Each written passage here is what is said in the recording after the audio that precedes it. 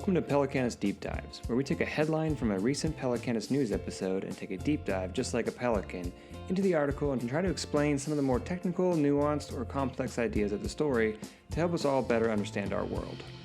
While we will still release these as audio podcasts, this is really made for video, as we will show diagrams, data visualizations, or photos to better illustrate the article's topics. Check out our YouTube page or social media to watch the video versions. Hello and welcome to Pelecanus Deep Dives. Today we are discussing an article from SciNature.com on the possible end to Icelandic whaling discussed in the February 15th, 2022 episode of Pelecanus News. So it looks like Iceland will not be renewing whaling licenses after they expire in 2023. Despite quotas allowing for hundreds of whales to be hunted, only one whale was killed in the last 3 years after many whaling companies canceled their hunts in 2019 and 2020. The whaling industry in Iceland seems to be no longer economically viable, with Japan, their largest customer, restarting their commercial whaling in 2019, with economic consequences from countries that observe the global whaling moratorium and ongoing pandemic restrictions. And if you're anything like me and did not know anything about whaling when hearing this headline, you might have thought, oh good, humans are killing less whales. Progress. And you would not be wrong. However, the history of whaling in Iceland is a lot more complicated than that. So whaling in Iceland has been controversial since the 19th century.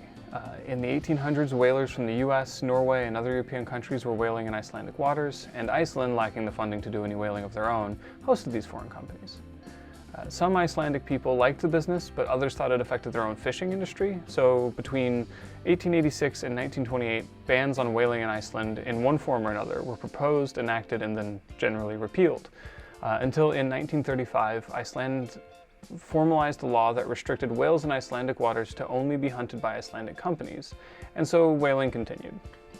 That is until 1949, the International Whaling Commission, the IWC, was created, and they made regulations to control whaling around the world. Overall, the IWC was criticized for not being able to enforce their regulations, as countries including Iceland found loopholes or simply ignored the regulations. Until 33 years later, in 1982, when the IWC officially voted for a global moratorium on commercial whaling based on the resolution passed by the United Nations 10 years earlier in 1972. Most notably, Iceland did not object to the moratorium officially, although the vote by Althing, Iceland's parliament, was 29 to 28 not to object, so very, very close.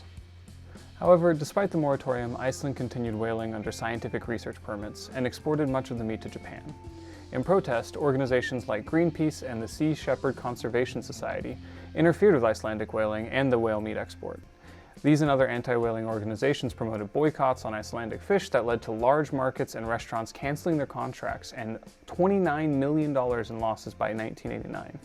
Iceland announced it would stop whaling in 1999 despite submitting proposals to continue in 1990 and 1991. The proposals were denied, so instead Iceland just left the IWC in 1992. But they could not simply start whaling again, since the members of the IWC, including Japan, could not legally trade with them. So this effectively stopped Icelandic whaling until 2003, when Iceland started whaling again under an IWC research proposal that included hunting sei and fin whales, which are both endangered. And starting in 2006, full commercial whaling, not just under research grants, started in Iceland again and continues despite international condemnation. So this is why this news is so big. With the quick decline in Icelandic whaling in both viability and interest, there is a chance that it could fully stop after 2023. While whaling continues in Iceland for now, organizations like the IFAW, the International Fund for Animal Welfare, are doing their best to help stop it. They have set up informational campaigns to stop tourists from eating whale meat, since they are the main whale meat consumers in Iceland. And even better, whale watching tourism, a billion-dollar global industry, has increased recently in part to the actions of the IFAW. Hopefully these trends continue and Icelandic whaling ends and the Icelandic whale watching industry grows.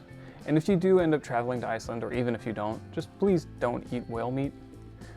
Thank you for joining me on this deep dive. I'll see you next time. Host for this episode is Harrison Parker. Music was provided by Picture Book Studios. Thank you for tuning in. Don't forget to like, comment, and subscribe. We'll talk to you next time.